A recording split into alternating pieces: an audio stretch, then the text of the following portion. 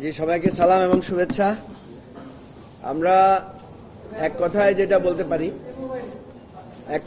বলতে পারি সেটা হচ্ছে যে তত্ত্বাবধায়ক সরকার ব্যবস্থা নিয়েই আমাদের আজকের পুরো আলোচনা ছিল। আমরা ফিল করি যে তত্ত্বাবধায়ক সরকার ব্যবস্থায় আমরা যদি ঐক্যবদ্ধভাবে একমত হতে না পারি এবং এই ক্ষমতা হস্তান্তরের জায়গাটা যদি বিতর্ক মুক্ত হয়ে আমরা সিদ্ধান্ত নিতে না পারি, তাহলে গণতন্ত্র কিন্তু আবার হুমকির সম্মুখীন হবে। এটা আপনারা জানেন।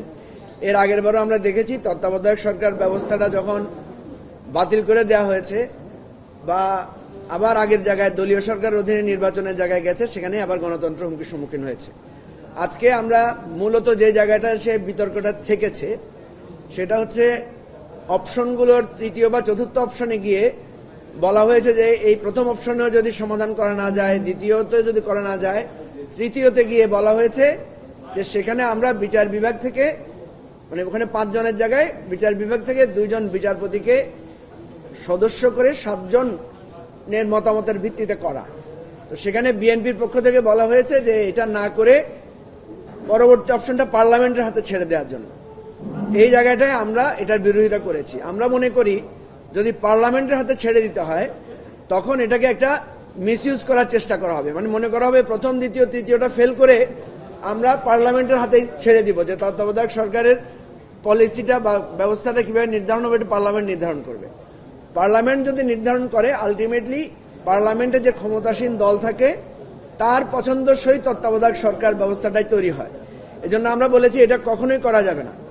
পার্লামেন্ট তো অটোমেটিক্যালি যে কোনো বিষয়ের সমস্যার সমাধানের জন্য পার্লামেন্ট কাজ করবেই, কিন্তু এটা যদি আমরা সংবিধানে লিখে দেই বা বিধির মধ্যে সংযুক্ত করি তাহলে এটাকে একটা মিসইউজ করে আবার তত্ত্বাবধায়ক সরকার ব্যবস্থাটাকে ম্যানিপুলেট করার একটা সুযোগ তৈরি হবে।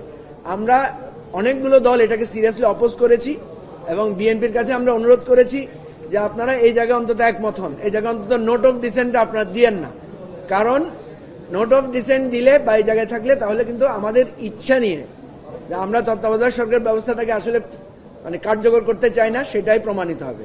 তো আমরা আশা করি সেকেন্ড অপশনে গিয়ে আমরা আলোচনা করে এটা একটা সমাধানে পৌঁছাতে পারবো। দুজন বিচারপতি তারা এই প্রক্রিয়ায় কিন্তু সদস্য ভোটার প্রার্থী না, একটু বলে দেন। আমরা আমাদের ব্যারিস্টার সানি আব্দুল হক সেখানে বক্তব্য রেখেছেন। উনি বলেছেন যে এখানে যে 2 জন বিচারপতিকে আমরা থার্ড অপশনে বা ফোর্থ অপশনে গিয়ে ইনক্লুড করতে চাচ্ছি, ওনারা কিন্তু প্রার্থী হবেন না বা ওনারা তত্ত্বাবধায়ক সরকারের অংশ হবেন না।